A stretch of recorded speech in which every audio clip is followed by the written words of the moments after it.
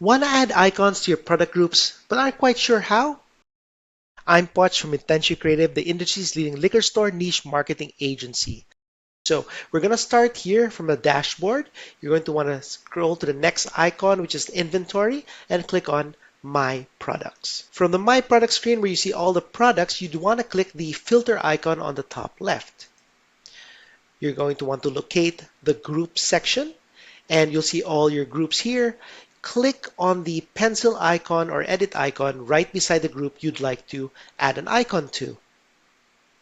Make sure you're on the public setting, scroll down, and here you will see the show icon on app and website. So you just want to choose whichever icon you'd like. So there's lots here. There's vegan, kosher. You can even add your own custom icon if you'd like. Once you're done choosing the icon, click on Save and you're done. If you want to see more City Hive tips and tricks, join our newsletter in the link below. If you're a liquor store looking to grow your in-store or online sales quickly, visit our website at intentionallycreative.com.